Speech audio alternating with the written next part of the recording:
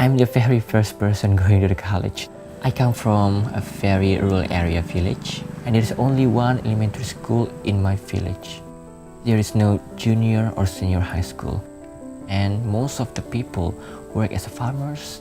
They raise cattle, and we have the palm oil trees, we have rubber trees. The condition of the economy in my village is not really good enough. So this is a condition where the children have to work with their parents and they will not go to school. I was like them when I was a kid, but some opportunities that came for me and I can become who I am right now. The idea of the school projects came when I was in the United States, a few months before returning home to Indonesia. I studied project management. I learned about starting a project, selecting our team, and design the programs, and get support. I learned about SMART goals, especially strategy, how we can handle the project. So if you're going to make a project, we have to address one of the challenges, the pressing issues happening in our community. We are going to help and empower economically disadvantaged children to go to school, to have an equal education opportunity in Indonesia. We want to break the cycle of poverty.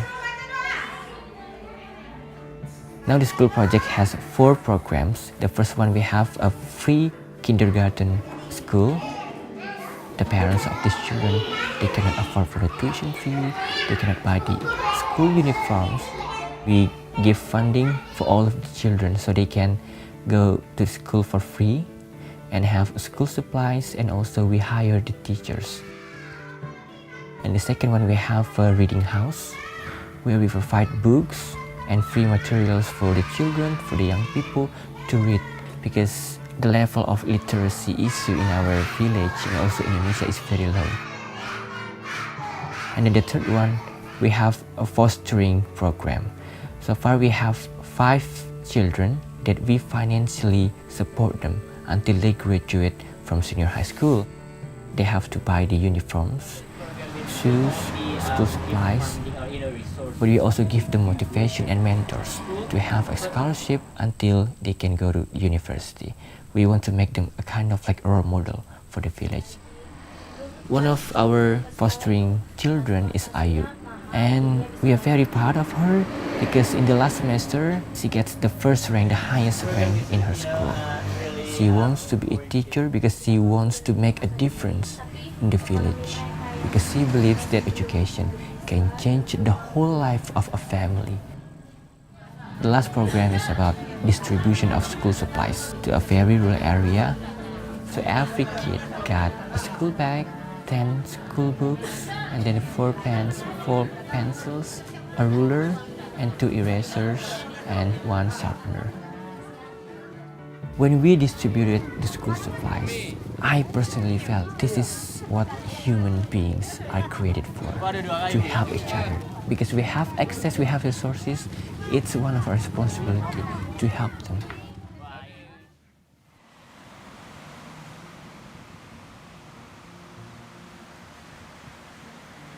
I think if people who believe in God think like the most important place is the mosque or maybe a church.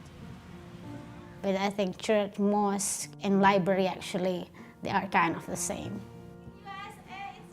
I went to US, I studied there. My program, it doesn't only require me to study, to intern, but also I have to do volunteers. But it's beautiful experiences. And then when I went back to Lombok, and of course with a bunch of books as well, more energy and more inspiration. I believe in the power of reading, definitely, as a reader. In the village, of course, they don't have library. So my project is called Backpacking Libraries. We put a lot of books in our backpack, in our suitcase, and then we travel, and then we met kids there. We do many activities and games.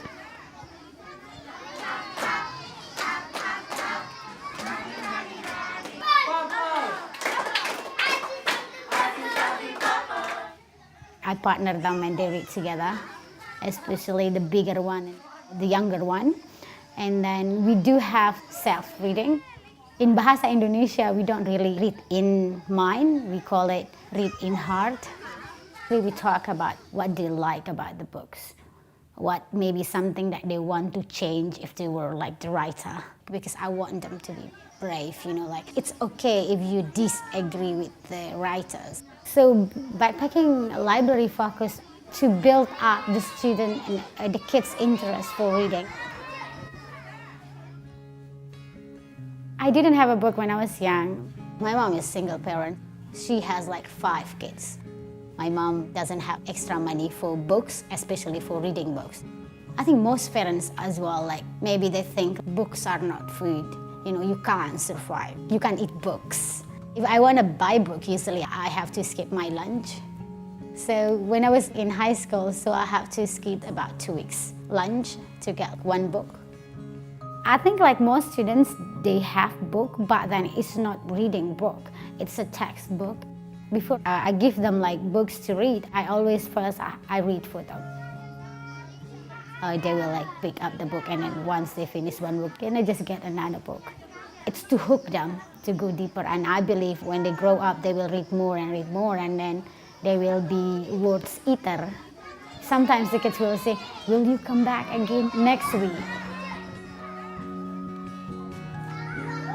We want to make a bigger awareness in Indonesia that education can change someone else's life. When I was a kid, I had to struggle extremely hard for education. And it's proven that education can change my life, can change a little kid in the village